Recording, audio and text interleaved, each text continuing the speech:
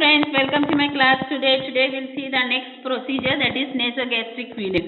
So in the last procedure I have taught you about nasogastric insertion or Rayleigh tube insertion. So once the patient Rayleigh tube is inserted and if indicated, then we have to give feeding for the patient. Okay, so this nasogastric feeding is done for patients who are very sick, that is chronic debilitated patients, and he cannot take food orally. Okay, so any patient who cannot take the food orally, like unconscious or any old age debilitated patients, then we give Rayleigh tube feeding. Or in case of any post-operative condition where the person is cannot take food orally, then we have to give the feeding through the Rayleigh tube. Okay, so the articles needed for nasogastric feeding are, so we need a towel in order to protect the patient's cloth, and then we need a stethoscope to see if the Rayleigh tube is in position, to check for the Rayleigh tube position, and then we need a cotton in order to clean the earpiece and also clean the patient's mouth. So any feeding like milk or anything what we want to feed on the patient, we have to have in a glass and a bowl with water in order to check the position of the Rayleigh tube, and a kidney tray, and we need a 50 ml syringe. This is to feed the patient. Okay, and nowadays there is also gravity set are coming.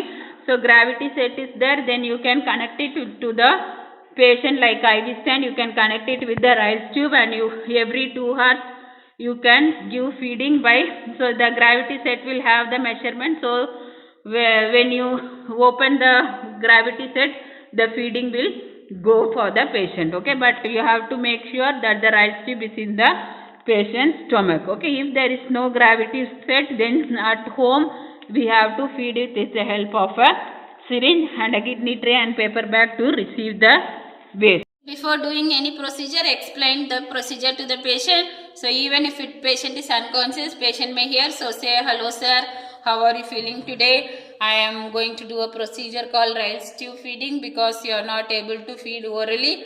So this tube may help you to improve the nutrition. So like that you explain and then start the procedure.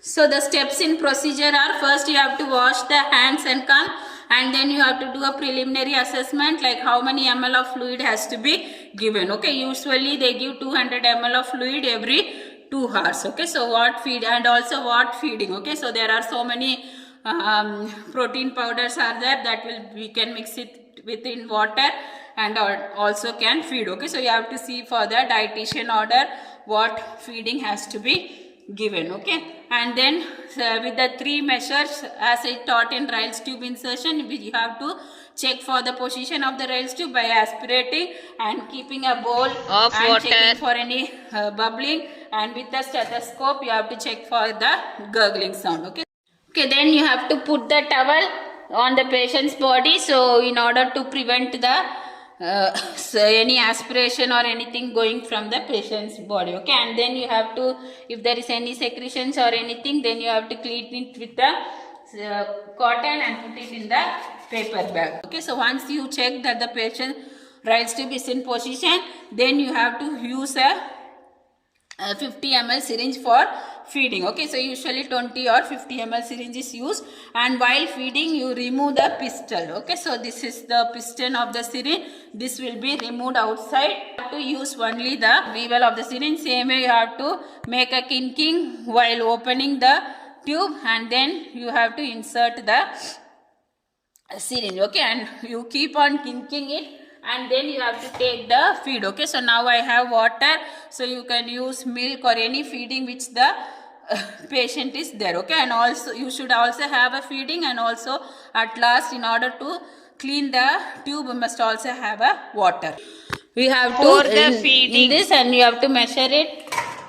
Okay, so 50 ml, then you will be giving, so you have to release the kinking and then you have to give the feeding. Okay, so when it is, so always see air should not be passing inside. So when it is almost ending, okay, so when it is almost coming down here in the last measurement, you can keep on feeding like this. Okay. Finally, when you give the liquid, so you have to, with the measurement, you have to see how much ml you have given. Around 5 to 10 ml of water you have to insert like this in order to clean the rice tube. Okay, and when you are removing, you see that all the water is not going because air can enter inside. You should be sure that air is not passing inside the tube. Okay, and then you can close it like this. Okay, and then you can keep it on the patient side. Okay, then you have to remove the towel, talk with the patient and make the patient comfortable by putting all the bedsheet and take it to the utility room and dispose everything safely. For the amount of fluid administered in the intake output chart.